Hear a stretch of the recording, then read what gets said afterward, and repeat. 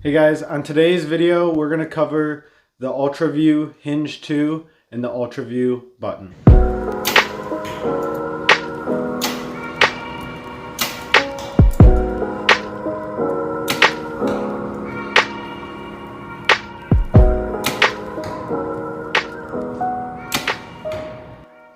To start, we'll start with the UltraView Hinge 2. This is the second iteration of the hinge. I'm not going to dive into a ton of details on all the little specs of both of these releases. I'm basically just going to tell you guys my practical performance and experience with them so that you can figure out if this is going to be a quality release for you and my pros and cons of both releases.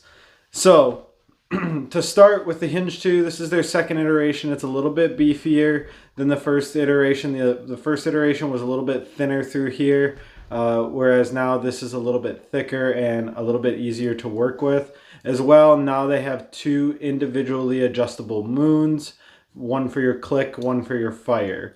Now, I will say that this release is extremely comfortable to hold in the hand as well. It does have a lot of adjustability with those two individual moons that are very, very easy to adjust. You just loosen up this back set screw, make your adjustments, and retighten it back down. Now, I will say this comes in aluminum and stainless. I'm running the aluminum. I prefer a lighter release. Most people are going to end up preferring a heavier release. So just keep that in mind when you go to decide between the aluminum or the stainless. The stainless is more expensive. Now, as far as accessories, they do have multiple different finger attachments for the Hinge 2. I am running it as a 3-finger. I might try it out as a 2-finger as I came from the Noctuit, which is a 2-finger thumb button. Now, I will also say that this hunting bracket, I cannot say enough good things about the hunting bracket. I absolutely love it. This is one of my favorite pieces of accessory that UltraView offers. It makes it way easier to draw back with. Also, in hunting situations, when I come to full draw, I can hold my thumb on that hunting bracket, and it's very comfortable to have my thumb on. And then if an animal stops behind a tree or something, I can just keep my thumb on there, and I know I'm not coming into expansion and gonna have a surprise negligent discharge of the release. And then as soon as that deer clears that obstacle, I can take my thumb off of it and start to execute my shot.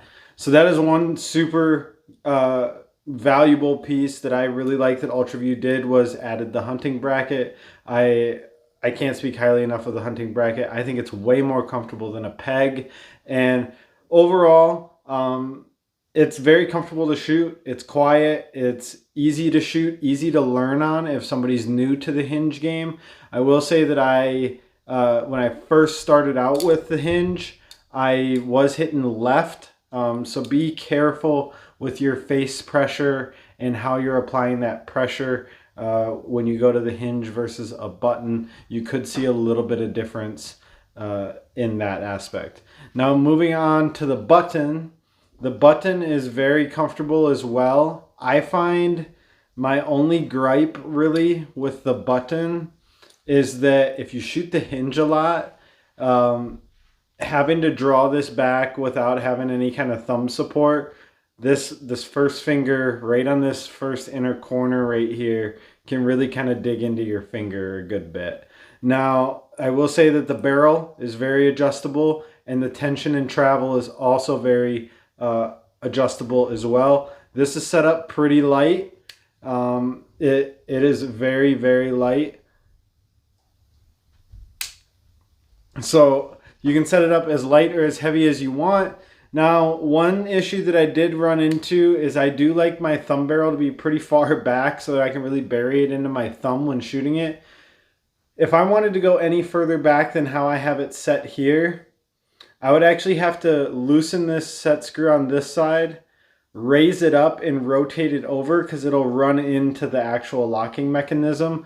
I think that they could have done something a little bit better as far as this locking mechanism goes. Maybe something a little smaller than this. This is a pretty big set button compared to other brands out there, in my opinion.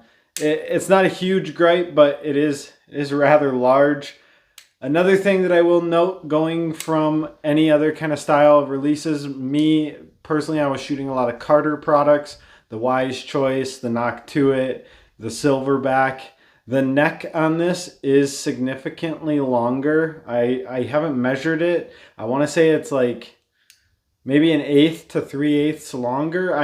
Like I said, I haven't measured it, but I do know that when I came back to full draw, my draw length was longer, and I did have to mess with my draw length on my bow to make it feel a little bit more comfortable to shoot and more natural to shoot. So that is something to be aware with when you first pick one of these up. If you're going to pick up a hinge or a button and you're getting a new bow, that would be the perfect time to do it, because then you can just set the bow up to how you feel right out of the gate with the button or the hinge.